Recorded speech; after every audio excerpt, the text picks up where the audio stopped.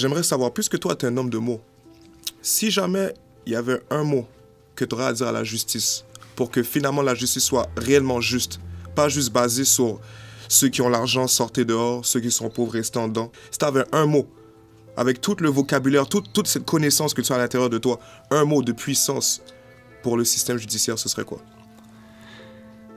Je crois que ce serait fraternité. Comme vous êtes une fraternité, les souverains anonymes, vous vous soutenez, il y a une communauté, en tout cas dans l'accueil, il y a quelque chose de partagé dans ce que vous faites. Moi, il y a des fraternités aussi anonymes qui m'ont beaucoup aidé dans ma vie. Et j'ai l'impression que si on était capable de se considérer comme des frères, comme des sœurs, tous les humains, peu importe l'origine, peu importe les moyens qu'on a, ben tout ce qui en découlerait en profiterait. C'est d'avoir un regard bienveillant, de se demander quand c'est le temps de donner une libération conditionnelle ou de condamner quelqu'un. Est-ce que c'est ce qu'il y a de mieux pour lui, pour elle en ce moment? Est-ce que si cette personne-là était mon frère, est-ce quelqu'un qui était près de moi, est-ce que c'est cette chance-là que je lui donnerais ou pas? Donc, de pas créer ces espèces de distances entre les gens, soit parce qu'on a des études ou qu'on est d'une autre classe, qu'on est d'une autre origine, peu importe.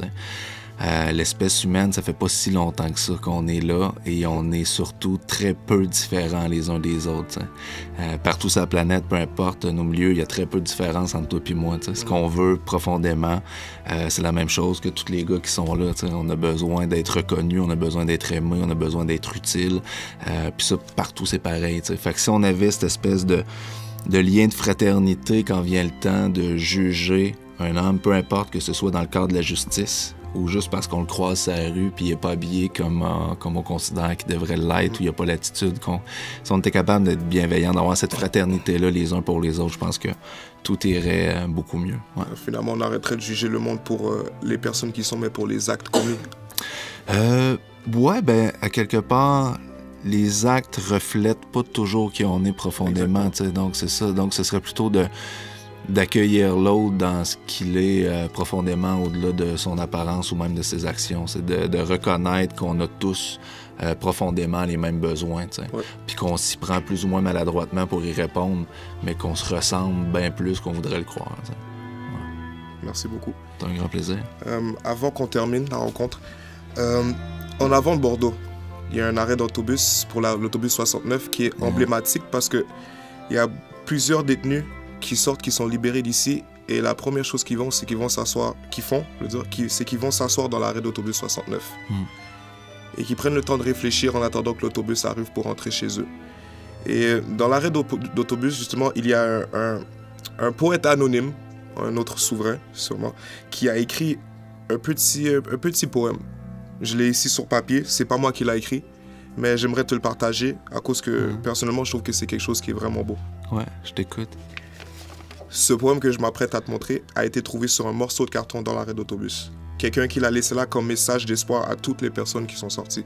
Alors, maintenant, je vais lire ce qui est écrit sur ce morceau de carton. C'est très court, mais je trouve en même temps que c'est très puissant.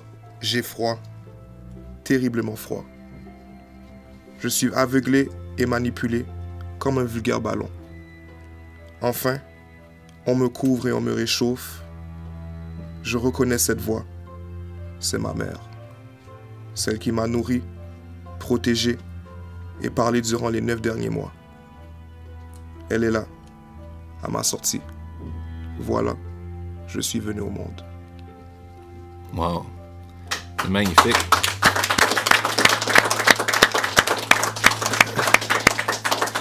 Et si tu me permets de te répondre avec un autre petit bout de poème d'un autre poète qui est un peu moins anonyme, c'est Patrice Desbiens, mais qui est un poète que j'admire beaucoup.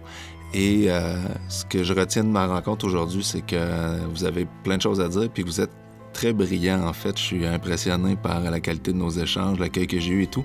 Fait que j'ai envie de vous laisser aussi avec un seul vers de Patrice Desbiens, qui dit cette grande vérité. À quoi ça sert d'être brillant si t'éclaires personne? Wow. Salut, Cassidy. Merci pour cette rencontre. Ça a été un plaisir pour nous de t'avoir. Et c'est le temps maintenant de faire les honneurs. Alors, je ne sais pas si tu es au courant, mais T'as signé un contrat sans avoir signé le contrat. Est-ce que je peux sortir? Et maintenant, c'est avec plaisir que, devant tous mes amis souverains anonymes, David Goudreau, je te nomme officiellement souverain anonyme. Souverain anonyme. Souverain anonyme. Merci beaucoup. Je vais être des autres.